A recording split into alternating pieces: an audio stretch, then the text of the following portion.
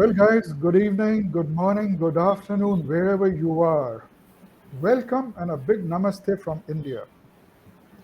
I'm very happy to be back with you. And today's topic is constructive communication, the soul of leadership. You see, there are four words: constructive, communication, soul, and leadership. Communication, we all know, is receiving and sending information. Leadership, like General Powell of US Army says, leadership is all about people. It's got nothing to do with strategies or plans. It's about motivating, inspiring people to do things which they believe they cannot do. And since leadership is about people, obviously communication is the tool for them to connect with people. And since that's the only way they can connect, it becomes the soul. Now, from where does this word constructive come in? And you keep reading about this thing, every second day: non-violent communication, constructive communication, authentic communication, all mean the same. But the thing is, today we are going to talk about what is this constructive communication and how does it help leaders to be more effective. Well, guys, my name is Sandeep Gupta. I'm a consciousness and a culture coach. I work in the space of organization development and people development, and I help businesses and leaders in resolving people issues and creating happy, high performance workplaces, you can say culture. And today I'm very happy because I have my friend Nina John with me. Now, Nina is a communication expert. She is a much acclaimed, rewarded, and awarded professional speaker. She's an institution in herself. So rather than I going on and on about her, I'll pass on the mic to Nina with a request. Nina, why don't you tell people in brief about yourself and just kickstart the discussion for the day? So over to you, Nina. Thank you so much, Sandeep. Such an honor and privilege to be here with you. It is something that we talk about all the time. What is communication? I'm a communications catalyst in the sense I help people leverage their communication skills because I feel right from the rookie entering into the workforce to the CA motivating that entire workforce, whether it consists of 5 people or 20,000 or 30,000 people, communication is key. And by communication, most people just tend to think it's like, oh, you need to speak well, you need to have a good accent. This is what talking is all about. But it's so much more than that.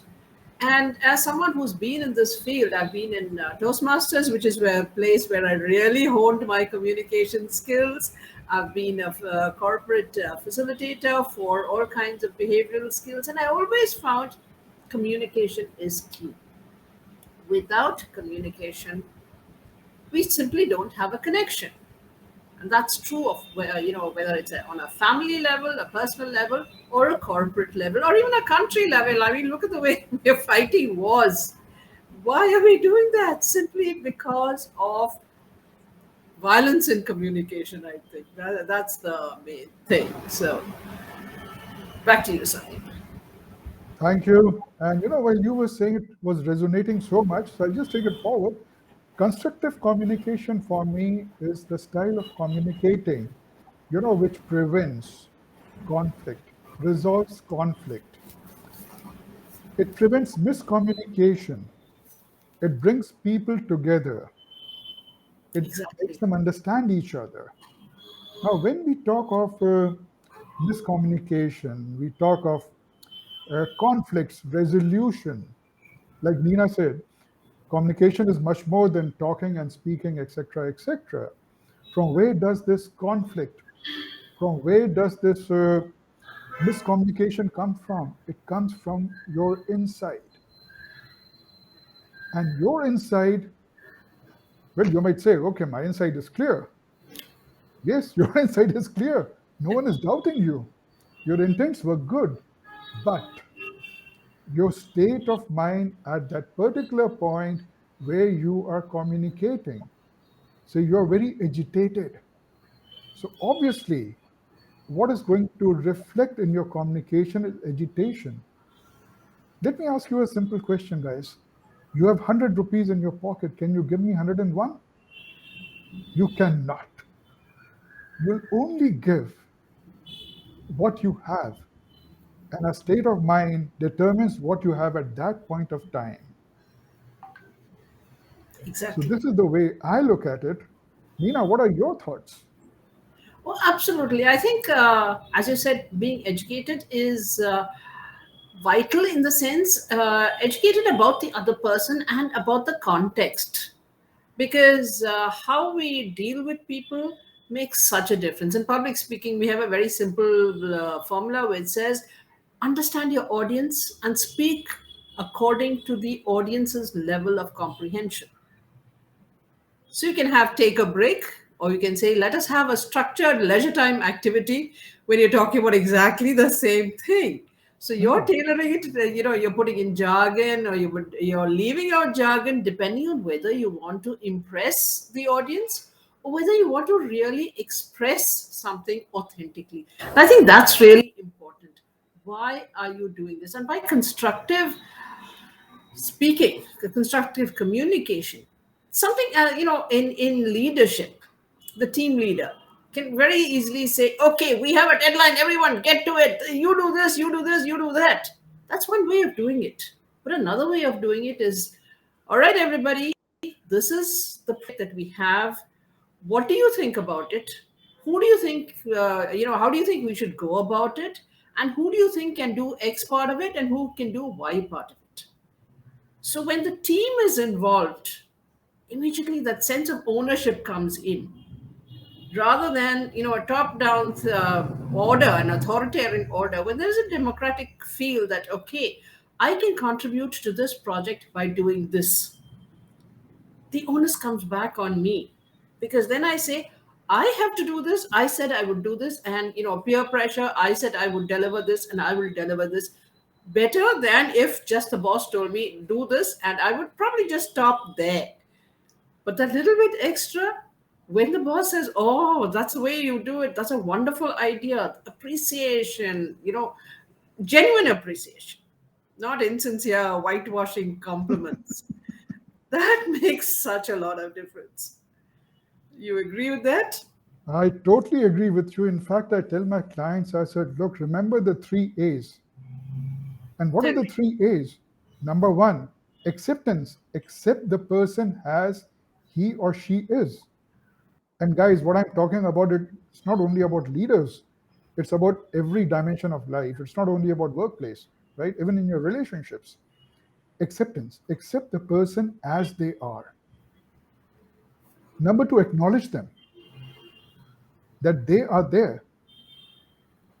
And number three, like Nina said, appreciate. And what I'll say, folks, just wear the shoes of the person whom you're telling, and your boss does not accept you, dismisses you. How would you feel? You do good, something good, bad, ugly, whatever it is, your boss does not acknowledge it. How would you feel? You've done something great and there's no appreciation. How would you feel? And if you have a right to feel bad, how do you expect your peers and your subordinates not to feel bad? Exactly. And Nina, while you were giving those two examples, right, where you tell, do, and the other is, let us do. What came to my mind reflexively is when you command, when you tell the person, when you give a dictate, it creates stress in the other person. And when stress is created, we are so hardwired, our brains are so hardwired that immediately our rational mind packs up and our emotional mind takes over. Exactly. Right. And the moment the emotional mind takes over, it only knows three things: fight, flight, or Freeze. freeze. Absolutely. And what I have to say to that is, you have actually, when something like that happens, this is exactly what we're talking about. These are the things that contribute to what we call a toxic work environment. Hmm. And when something like this happens, you have a choice. Do you respond immediately? Do you react immediately? Or do you stay quiet, reflect what is happening, and then act upon it?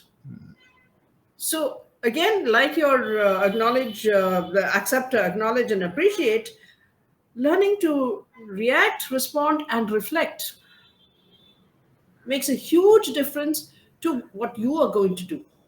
Because just this blind emotional reaction just ends up building up, the same toxic environment in reverse, where you're like, I hate my boss, he does this, she doesn't like what I'm doing, it's back to school.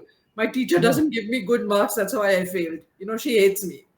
So it does contribute to failure in the work environment also, if the boss is not genuinely empathetic or genuinely understanding of why you are doing something and why you have not delivered at that particular moment. So that's where your constructive communication comes back again. No, you're right, absolutely right, Nina. And what I've experienced, the art of listening, Exactly. not to not to reply, but to understand. Yes. That is grossly missing. Yes. And well, today everyone says, okay, listen mindfully. Yes, mindful listening is very important, but there's more to it. Like I was reading somewhere, and I really resonated with that thing. When someone is speaking, you got to observe. First is observe. And when I say now, you could say that okay, listening has to do with a sense of hearing. So where does observation come in? But the truth is, what the person is speaking, that's only 10, 20% or 15%. The body language, the Yes. emotions, Yes. right? The expressions. Unless you observe using all your senses, you cannot get the holistic knowledge or the holistic message which the Yes. person is trying to communicate. Num- Absolutely. Number two, feel. Yes. Because emotions play a very important role in communicating the message. Right. If you're agitated or peaceful or happy or sad, the message might be the same literally, but the tone would change everything, the communication part. Exactly. Exactly. Next, think. Like Nina said, respond, think, reflect. And It's once you reflect, allowing your prefrontal cortex, that's the rational mind, or the rational brain, or the decision making brain, to mull over the information which has come in, respond to it. exactly. So I've tried it. Believe me, I've tried it, and it works. It absolutely works. It Ma- works because you were saying something, Nina. Sorry, I just Yeah, no problem. No, I was just thinking if I can put in a little story over here about, when I was facilitating corporate training. So this was in-house training. So this two gentlemen were traveling together. One is technically superior, and the other one is the subordinate. So superior asked his subordinate, "What do you do when you go home?" And he said, "I listen to my wife." And when he repeated this in class, everybody laughed. And I said, don't trivialize it. It is so important. She's been at home the whole day. She's had 101 irritations. Maybe the milk hasn't turned up. The tea, milk is curdled. She has to go get milk from somewhere. There, 100 irritations, small things that happen in a daily basis. Now the husband comes home and he listens to her patiently while he's having his tea. He doesn't offer any judgment. He doesn't tell her anything or what to do or whatever. And she doesn't want solutions. She just wants him to listen. I said, what a rock solid marriage that will be. Because they're forever listening.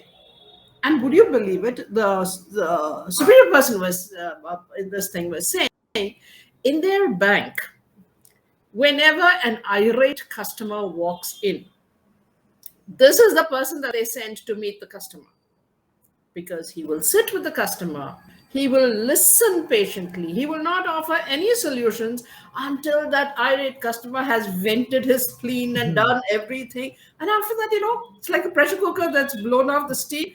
He sits down, they both sit down, and irate customer walks out as a happy customer. His team loves him because every team member knows if they go to him with even their personal problems, he will listen. And that's what I think is the hallmark of a genuine leader rather than just a manager. Listening. Yes, and while you were narrating the story, Nina, uh, now let me share a real life example. You see, I was doing a faculty development training program Yeah. in Srinagar. Now, this Srinagar is between Rishikesh and Badrinath. Okay, Okay. there were around 30, college professors and teachers in that group, and I made them do a mindful listening exercise.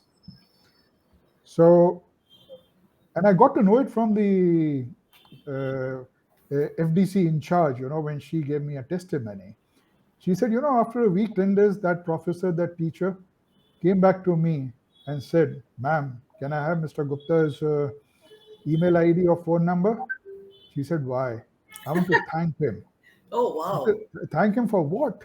He said, "What happened the other day? I went home after that thing." And I said, "Okay, you know, let me try it on my wife."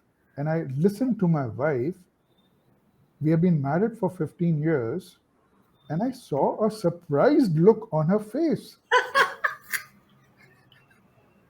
I know.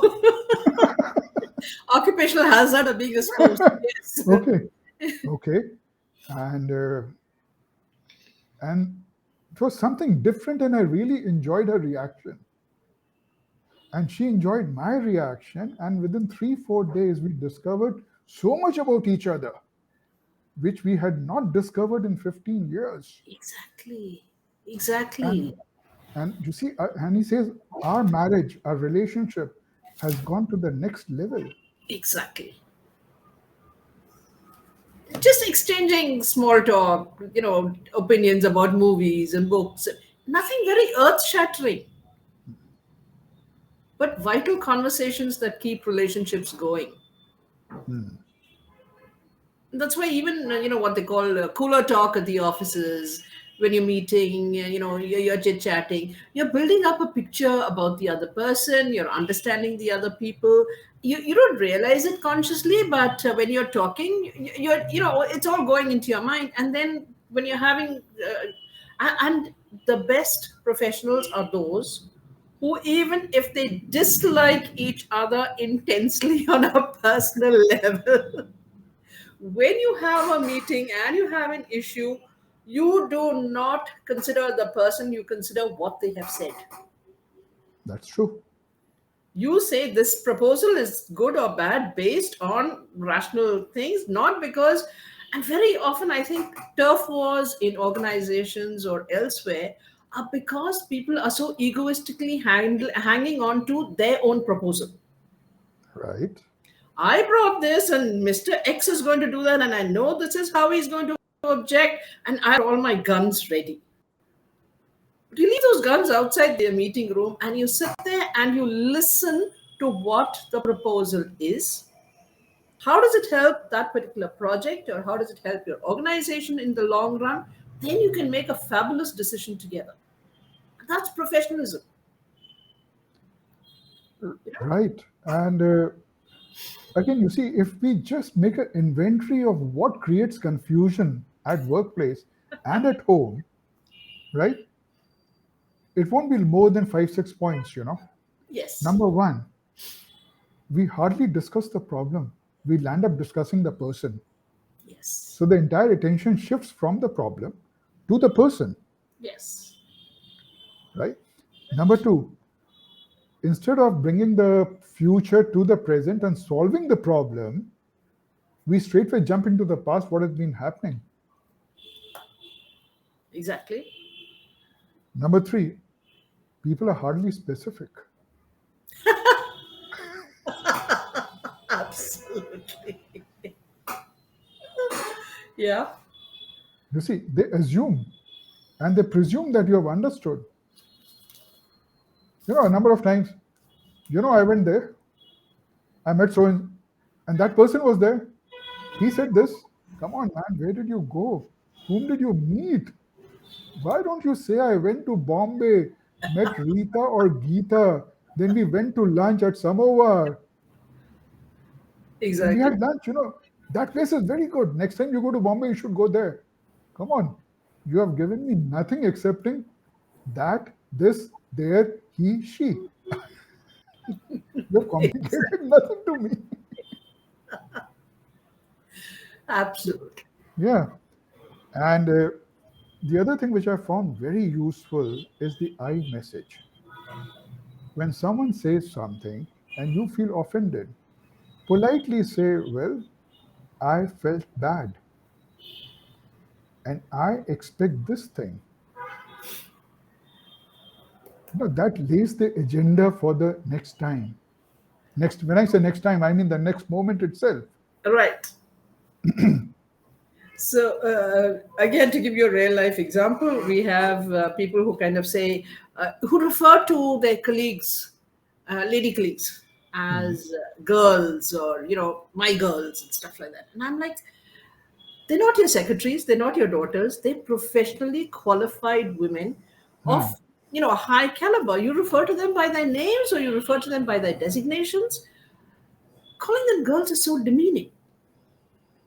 And I am offended by that, although you're not referring to me as your girl. I mean, like, you just wait and try calling me my girl, and you'll be going to be on a different level altogether of, you know, deconstructive conversations and You know, communications. uh, yes, I've seen that a lot happening. And I don't know the reason, probably, why it happens, but yes, it's not the done thing. And it's People need to disrespectful if you understand. really ask me. Yeah, people need to understand why are women offended when you just casually say my girl or my dear or whatever in a professional conversation. It If has you're no not place. related, it is intruding into your personal space, Hmm. you know. And I think that to some extent, politically correct speech, of course there are extremes, but I think people need to understand that you do refer to people by designations. You do refer to people in whichever way is appropriate for that context. As I tell my students, first time or anyone who's writing an email for the first time, talking to a client for the first time, meeting somebody professionally for the first time, always address them by their full title and name. And only after they say, call me Sandeep, Right. only after that will I call you Sandeep. Otherwise, everything else is Mr. Gupta, sir. And it goes on from there. And you have to learn these civilities, and an organization has to train you in those from the beginning. In India we're a little confused as usual because British style Uh, deputies and American style, pure democracy, call everyone by their first names. So that's the way it goes. Yeah. you see, and yes, and this is also a very important part of constructive communication. Now, let me give you the example of my son. My son used to work for Disney, right? Now, Disney had this culture of calling everyone by the first name, but his immediate boss was the old school guy, Ah, right? So whenever he had to speak to Anupam, his boss, he said sir. right. And now Anupam was the senior VP, but he would address the managing director, Sanjay. He said, look, this is the way they like. Right. Why create a conflict? He wants to be called sir, I'll call him sir. Absolutely. So, for constructive communication, even making the choice, like Nina was mentioning, is very important. Exactly. And Nina, we usually do it for 30 minutes. Okay. So, what would uh, what would you like to suggest the viewers? How can they develop the attributes of constructive communication in them, or what should they be careful about, or on what things they should focus? One is, first of all, improve your communication. Most people don't consciously build up their vocabulary. They don't build up this repertoire of the kind of polite terms you should use in a professional company, or in your emails and things like that. So pay conscious attention to what is required for all of these. When you're talking on a personal basis, always, as you mentioned so rightly, listening is very, very important. And when you're listening, make it a connection so that the other person feels listened to, not just a cursory hearing kind of thing. So listening, very, very important. And first of all, I think, as you said, always, if you have a professional situation, address the problem, not the person. So that's where constructive communication really starts, and using vocabulary like inclusive vocabulary, and genuinely including people without these kind of demeaning terms, things like that. All of that makes a lot of difference, and I think when you build that up, that's when you build up a great vocabulary for yourself, a great connection with people, and genuine constructive communication seeks to build up both of you, not just showing off your vocabulary or any of those things. So I think that, I would say, is the most important thing, building up your connections. Well, so well captured the entire thing, Nina. Thank you. Fantastic. Guys, you know, three prime energies, they are in us: the soul energy, the mind energy, and the physical energy. Okay. The soul energy is all about love, it's all about oneness, it's all about helping others, mutuality, inclusiveness. The physical energy is all about I, me, my, nothing more than that. And the mind energy in between them just keeps us oscillating between selfishness of the body and selflessness of the soul. And your reaction depends on at which station it is when that stimulus comes in. If it's towards the body, your action and reaction or your thought process would be all tilted towards selfishness. And if it is towards the soul, it will be tilted towards inclusiveness. Now, you can assess this thing only by and trying to understand yourself, being self aware, right? And believe me, being self aware is not difficult. All it requires is a resolve, a firm resolve, courage, patience, and perseverance. Beautiful. And if you start peeping in yourself regularly, and a simple thing, just start writing a journal every night. Put three things which made you happy. You learn from other people. Three things which offended you, and just think about it. You'll get to know your reactionary pattern, and then you can work on that. Awesome. So, this is from me. So, Nina, would you like to add something, or we should say goodbye? Thank you. It's an absolute pleasure and privilege having this constructive conversation, which I think, I hope it resonates with the listeners, and I hope they get some tips from that. As I said, once again, pleasure and privilege talking to you. Thank you so much, Sandeep. So, same here. Nina, speaking to you meant so much for me, and brilliant. And I think our listeners, our audience would definitely be, benefited by your wisdom and by your experience. So thank you, Nina. Thank you. Bye bye.